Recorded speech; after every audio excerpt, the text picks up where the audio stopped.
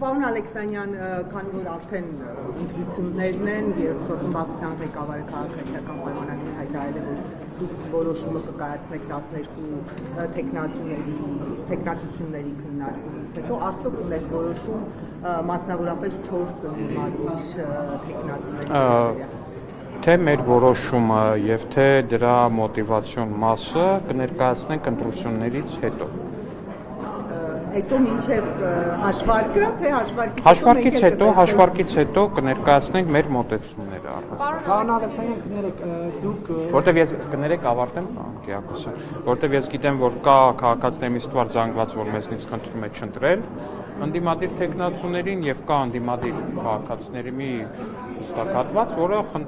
պահանջում է ընտրել ընդդիմադիր տեխնացուներին, այսինքն այս մասով բնականաբար մեր քաղաքացիները պետք է ստանան բարձաբան։ Ես ճիշտ եմ հասկանում, որ որոշ ընդդիմադիրների վերաբերյալ ունեք ընտրելու, որոշների չընտրելու։ Չէ, դուք խնդրում եմ հասկացեք այն ինչ ես ասում եմ, իսկ ես ասում եմ, որ մենք դա կմեկնաբանենք ընտրություններից հետո։ Պարոն Ալեքսանյան, ընտրությունների ընթացքում Դե մեր ընդդիմադիր գործընկերները, հարգելի լրագրող գործընկերներ, մեզ մեղադրում են դրա մեջ, որ մենք ընտրություններից 5 ժամ հետո ընտրությունների նախնական արդյունքի վրա հենվելով հայտարարել ենք մեր հաղթանակի մասին։ Հիմա պատկերացնում եք ընտրությունների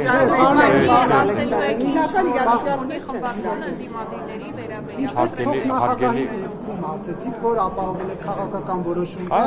Դա այլ քաղաքական իրավիճակ է, սա այլ քաղաքական իրավիճակ է, պարոն Կիրակոսյան, եւ մենք կներկայացնենք դա ընտրություններից հետո։ Պարոն Ալեքսանյան, երեկովա միջադեպից հետո Դավիթ Ղազինյանի վերաբերյալ դուք փոշմանել եք, որ պետական պահպանության ծառայողների ներս եք։ Կներեք, այդ ինձ թվում է մենք այդ հարցին անդրադարձանք դահլիճում, թե ես, թե պարոն Ղազինյան, հիմա չեմ ուզում լրացուցիչ այս հարցին էլի այս հարցը դնենք վերցնենք, կներեք, այս արտահայտության համար,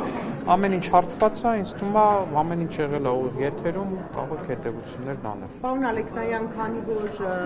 օրինակ ընդդիմադիրներին ենթադրաբար չընտրելու դեպքում նորից առաջադրումներ պետք է լինեն, եւ քանի որ ժամկետները այսպես ասած սեղմում են, համենայն դեպս ազգային ժողովի կանոնակարգով նախատեսված կառավարության ծրագրի քննարկումների մասին է խոսքը, արդյոք օրինակ դրանով պայմանավորված ընտրեք բոլոր տեխնացիաները։ Ես չեմ կարծում, որ հիմա նորից պետք է էլի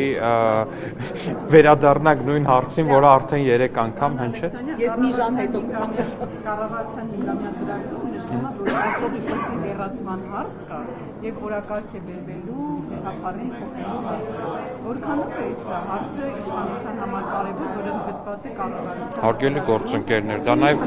դա նաև մեր նախընտրական ծրագրում է եղել եւ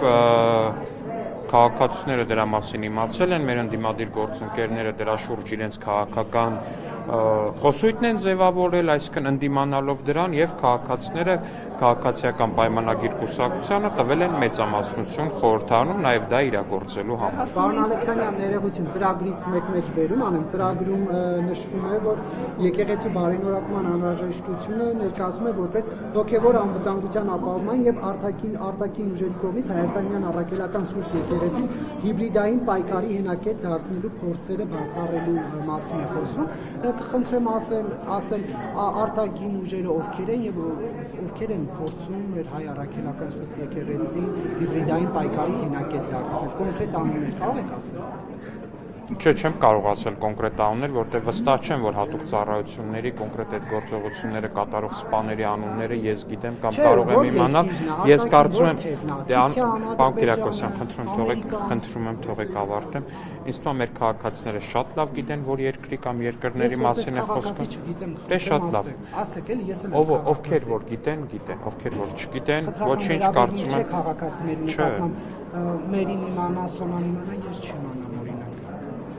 Դե կարծում եմ ձեր գործընկերները կկիսվեն ձեր այդ տեղեկատվությամբ։ Գործընկերս չի բերել է կառավարության ծրագիրը, ձեր քաղաքական թիմն է բերել եւ վստահ եմ դուք կողմ եք քվեարկելու։ Հիմա կխնդրեմ ասել արտաքին որ ուժերն են փորձում մեր եկեղեցին։ Ինձ թվում է բոլորը գիտեն ձեր հարցի պատասխանը։ Ես չգիտեմ, կխնդրեմ։ Դե շատ լավ, բոլորը գիտեն ձեր հարցի պատասխանը եւ բոլորը շատ լավ հասկանում են, թե ինչու չեմ շատ ուղիղ պատասխանում ձեր հարցին։ Հիմնավորումը Եզրաս Սրբազանի KGB-ի տոմսն է, հավաքագրման կներեք։ դա է հիմքում միայն այսպեսի Չէ, դա ամենափաստական հիմնավորումներից մեկն է։ Մնացածը կարող եք ուղղակի հետևել այդ մարդկանց գործունեությանը։ Ամենայն հայց կաթողիկոսի վերաբերյալ նման տեղեկություններ հստակ իշխանություն ունի, թե չէ, որ նման աղմկարիչ ձևակերպում է արել կառավարության հնգամյա ծրագրի մեջ։ Ես կարծում ձեր նշած անձի նույն ինքը Կտրիշ Ներսյանի գործողությունները տեսնելով կարելի է հստակ հանգել եզրակացությանը, որ դա առավել քան ճշմարիտ է։ Եվ ապացույցները ի՞նչն են։ Այն որ ինքը չի ուզում Փաշինյանը լինել իշխանության, ձեր քաղաքական թիմին չի սիրում, դա է միայն հիմքում։ Չէ, միայն դա չի ակրկրում։ Խնդրեմ հիմքերն են։ Մնացածը ինձ թվում է առաջիկայում կներկայացնենք եւ շատ ավելի մանրամասն։ Ժամանակ կներկայացնի պարոն վարչապետը։ Չեմ կասկածում, որ դրա մասին հարցեր կհնչեն վարչապետին ընդդիմադիր գործընկերների կողմից եւ վստահ եմ, որ այդ հարցերը կստանան շատ սպառիչ պատասխաններ։ Շնորհակալություն։